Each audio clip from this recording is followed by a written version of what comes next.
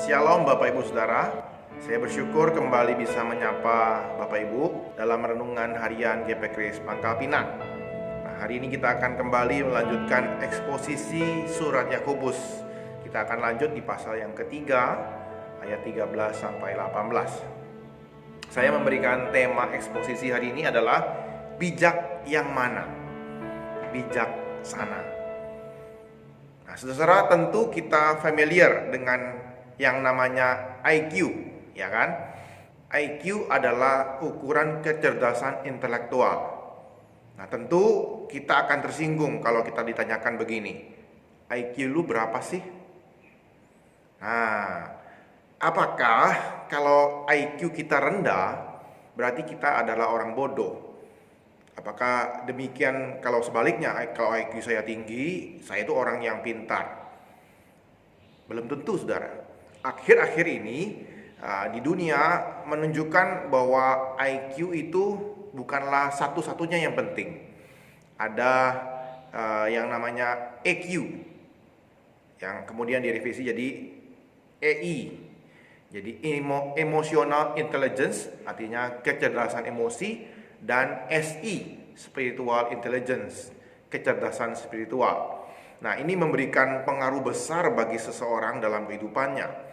Jadi kalau orangnya punya kecerdasan emosi dan spiritual yang besar, dia akan lebih hebat daripada orang-orang yang punya hanya IQ yang tinggi. Nah, dia bukan hanya pintar dalam pengetahuan, tapi dia juga pintar mengolah dan menggunakan pengetahuan itu dan berrelasi dengan antar manusia. Banyak perusahaan besar yang memberikan tes ini kepada calon-calon karyawan mereka. Nah, saudara, penilaian tentang kecerdasan emosi dan spiritual ini mungkin mewakili keinginan manusia, pencarian manusia tentang hikmat. Jadi pengetahuan itu tidak akan lengkap tanpa hikmat kebijaksanaan. Namun pertanyaannya adalah, hikmat yang mana yang kita miliki? Apakah tetap hikmat di dunia ini, yang dari dunia, ataukah hikmat yang daripada Allah? Mari kita membaca surat Yakobus dalam Yakobus 3 ayat 13 sampai 18. Siapakah di antara kamu yang bijak dan berbudi? Baiklah ia dengan cara hidup yang baik, menyatakan perbuatannya oleh hikmat yang lahir dari kelemah lembutan. Jika kamu menaruh perasaan iri hati dan kamu mementingkan diri sendiri, janganlah kamu memegahkan diri dan janganlah berdusta melawan kebenaran. Itu bukanlah hikmat yang datang dari atas, tetapi dari dunia, dari nafsu manusia dan dari setan-setan. Sebab di mana ada iri hati dan mementingkan diri sendiri, di situ ada kekacauan dan segala macam perbuatan jahat. Tetapi hikmat yang dari atas adalah pertama-tama murni, selanjutnya pendamai, peramah, penurut, penuh belas kasihan dan buah-buah yang baik, tidak memihak dan tidak munafik. Dan buah yang terdiri dari kebenaran ditaburkan dalam damai untuk mereka yang mengadakan damai. Nah, Yakobus kembali memberikan pertanyaan tentang kebijaksanaan. Bagaimana hidup yang bijaksana dan punya pengertian itu? Yaitu dengan cara hidup yang baik, bijaksana dan lemah lembut. Nah, sebenarnya terjemahan yang lebih tepat untuk ayat 13b ini adalah seperti ini. Orang yang memiliki cara hidup yang baik dalam kelemah lembutan. Jadi ada 3 hal di sini. Menurut Yakobus, dalam kehidupan orang yang berhikmat adalah cara hidup yang baik, dia bijaksana dan dia lemah lembut. Jadi kita bisa kembali mengingat gema pengajaran Yesus dari surat Yakobus ini.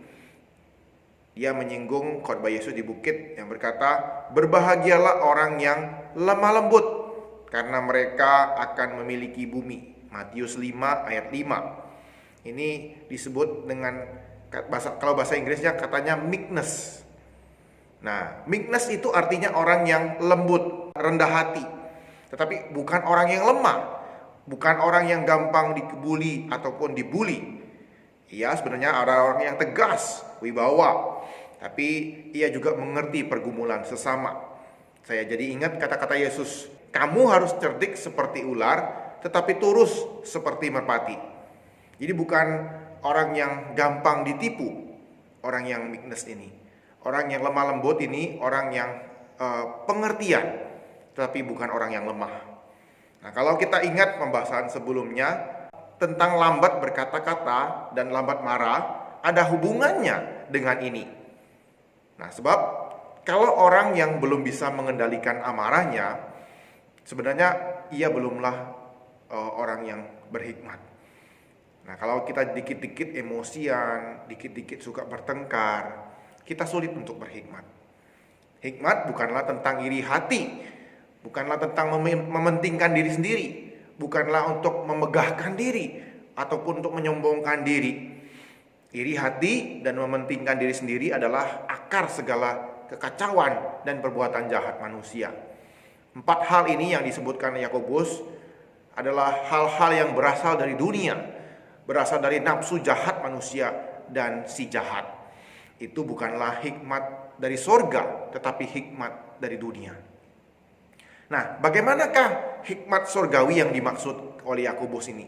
Hikmat sorgawi yang dimaksud oleh Yakobus ini, ada satu tafsiran yang mengatakan motivasi dari hikmat sorgawi adalah kelemah lembutan di ayat 13. Sedangkan motivasi dari dunia, hikmat dunia itu adalah iri hati, keinginan diri sendiri, kepentingan diri sendiri, kemegahan diri sendiri, ataupun kesombongan dan dusta. Itu yang menjadi motivasi dari hikmat dunia.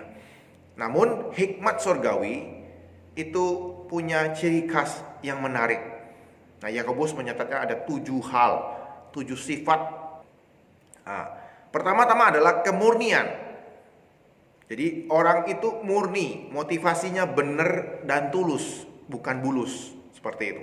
Kemudian kedua adalah pendamai. Dia suka membawa damai. Jadi ingat khotbah di bukit lagi nih. Matius 5 ayat 9 dikatakan di sana, berbahagialah orang yang membawa damai, karena mereka akan disebut anak-anak Allah. Nah, kemudian ketiga adalah peramah. Orang yang gentle. Orang yang bijak itu tidak gampang marah ataupun menyerang ataupun defensif ketika ia diprovokasi. Kemudian yang keempat adalah orang yang penurut. Artinya apa? Bukannya dikit-dikit diperintah nurut, dikit-dikit diperintah menurut, bukan. Maksudnya ini adalah orang yang reasonable, orang yang terbuka, orang yang dapat dipercaya. Berbeda dengan orang yang peragu yang ditulis oleh Yakobus dalam pasal 1 ayat 6. Kemudian yang kelima adalah penuh belas kasihan. Dalam bahasa Inggris disebut mercy. Jadi orang yang murah hati seperti itu. Kemudian yang keenam adalah tidak memihak, artian tidak pilih kasih. Kita juga bisa melihat bahasan Yakobus dalam pilih kasih ini di pasal yang kedua. Kemudian terakhir adalah tidak munafik, orang yang tulus dan ikhlas.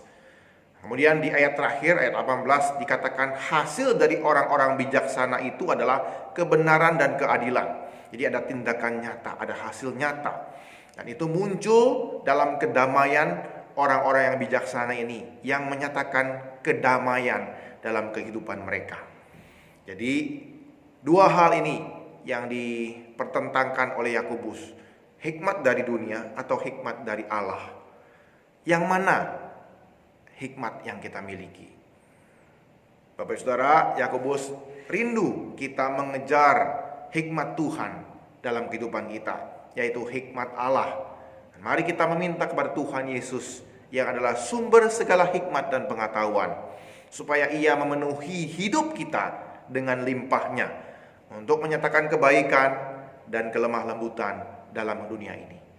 Kiranya Tuhan boleh menolong kita dengan firman-Nya. Tuhan Yesus memberkati kita. Amin. Mari kita berdoa. Tuhan, kami bersyukur buat kebenaran firman-Mu hari ini yang telah menguatkan kami, mengingatkan kami Tuhan, untuk mencari hikmat daripada Engkau. Hikmat surga yang boleh nyata dalam kehidupan kami di tengah-tengah dunia ini. Tolong kami Tuhan menyatakan buah-buah hikmat yang Kau berikan dalam kehidupan kami. Tuhan, pimpin kami, menyatakannya dalam perbuatan baik kami dan kelemah lembutan kami di tengah-tengah pergaulan kami, di tengah-tengah keluarga kami, dan di tempat kerja kami. Terima kasih Tuhan Yesus, berkati kami dan pimpin kehidupan kami. Di dalam nama Tuhan Yesus kami ucap syukur dan berdoa. Amin.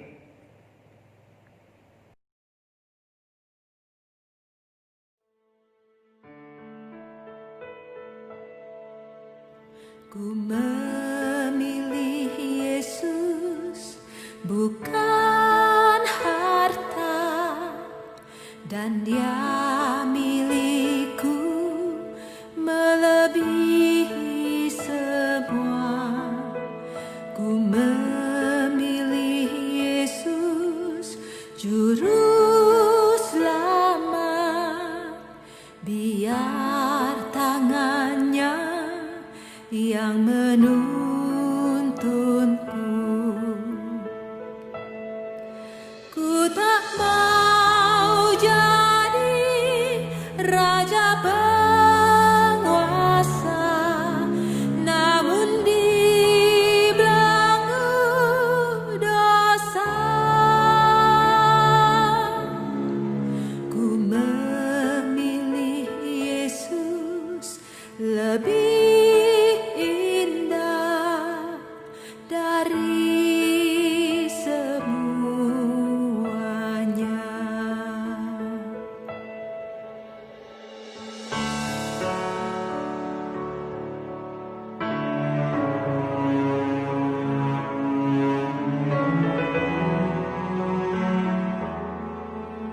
Ku memilih Yesus daripada kemuliaan dunia, ketenaran semu. Ku memilih Yesus lebih indah, dan muliakan Dia dengan setia. Ku tak mau jadi raja penguasa, namun dibelenggu dosa. Ku memilih Yesus lebih indah dari semuanya.